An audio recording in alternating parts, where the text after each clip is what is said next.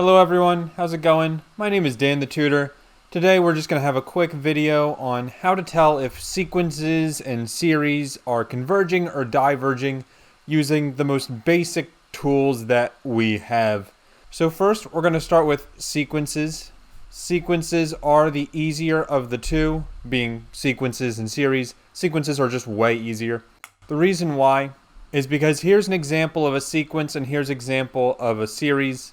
A sequence is 1, 2, 3, 4, ... It's just a list of numbers. For instance, you can also have 1/2, 1/3, 1/4, ...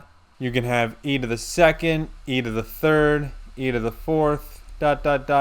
Sequences are just a list of numbers separated by commas. Now let's compare that to a series for the same thing.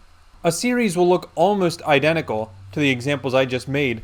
The only difference is instead of a comma separating them, it's addition, and then ... 1/2 plus 1/3 plus 1/4 plus ... and e squared plus e cubed plus e to the fourth plus ... Now what's the big deal? What's the difference? Well, first of all, we need to talk about converging and diverging. The easiest way I can explain it is that converging is when you get not infinity, and diverging is when you get a result of infinity. And that's not the only rule, but that's the most basic way I can explain it. So for instance, we look at these sequences, 1, 2, 3, 4. I can tell I'm going to go towards infinity. With 1/2, 1/3, 1/4, I'm essentially going towards 1 over infinity, which is 0, so not infinity. That would converge. And then e squared, e cubed, e to the fourth, even though that's not an easy number we can think of, I promise you this is going towards infinity as well. And then with series, it's basically the same logic, except there's one key difference here. 1 plus 2 plus 3 plus 4, you're definitely going towards infinity. I'm going to skip the middle one here, and e squared plus e cubed plus e to the fourth, that's also heading towards infinity.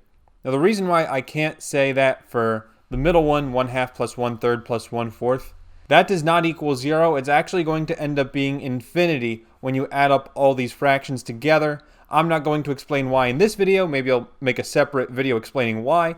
But this scenario right here, this middle one, is why series can be so tricky and sequences are more or less straightforward. So anyways, let's talk about the first tool in our tool belt to determine if something is converging or diverging.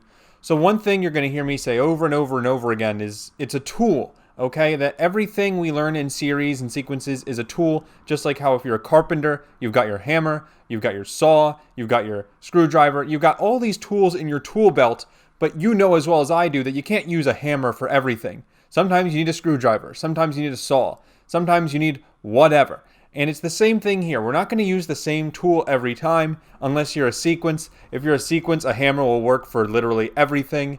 And here's our hammer for sequences. It's literally just one formula.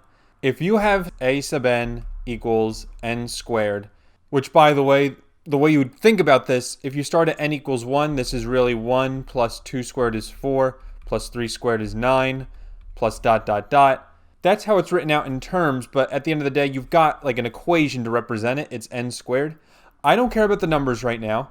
I care about the equation, because if you take the limit as n goes to infinity of your sequence, a sub n, then you're either going to get one of two results.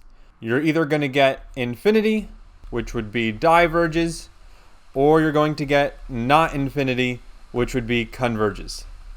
It basically has to be one of these two scenarios with a couple of noticeable exceptions that we'll talk about today. So for instance, the example I just gave us, which is the limit as n goes to infinity of n squared, that's just going to be infinity squared, which is definitely infinity, definitely diverges. The sequence diverges. Now where it gets tough is where you have examples like this. Let's say I have the sequence a sub n equals n plus 4 over 2n plus 6. Well, this one's not so obvious. If I take the limit as n goes to infinity of this function, n plus 4 over 2n plus 6, this is actually a Calc 1 question. It's a limit at infinity, which you should definitely know already, Basically, I would say for this one, if I want to determine the limit, I would say that the degrees are equal in the numerator and denominator. And basically what I'm saying is that this is n to the first, this is 2n to the first. So the answer is just going to be the ratio of the coefficients. What the heck does that mean? In the numerator, I have n. In the denominator, I have 2n. Essentially, I'm ignoring everything else. The n's cancel, and I get a result of 1/2. Now that's the limit. Of course, 1/2 is not infinity, which means that this converges. So then let's look at two more examples similar to the one we just did. What if my sequence is a sub n equals n squared minus 4 over 6n minus 12? Well, for this one, once again, I'm going to take the limit as n goes to infinity of n squared minus 4 over 6n minus 12. As you can see here, for this one, the degree of the numerator is going to be higher this time. And what that basically means, whenever your degree of the numerator is higher, your answer is going to be infinity. And because of that, this sequence diverges. And then we'll do one more. Obviously, you can probably guess it. It's when the degree of the denominator is going to be higher. Let's say I have limit as n goes to infinity of 3n plus 3 over n cubed minus 2n squared plus 11n minus 1001. I'm giving you ridiculous numbers because literally the only thing that matters is the highest degree, which we would say the degree of the denominator is higher. And because of that, the limit is automatically 0. No work involved besides just saying this fact. And because it's 0, and that's not infinity, obviously, we would say that this sequence converges. So as you can see, sequences are much easier to deal with than series. You haven't even seen series yet, but just take my word for it. Sequences are just way easier. And now there's one more sequence I want to look at, and this is kind of a weird example. But let's say I have a sub n equals the cosine of n pi. This is a famous example. It's pretty tricky. Let's talk about it. So first I take the limit as n goes to infinity of the cosine of n pi.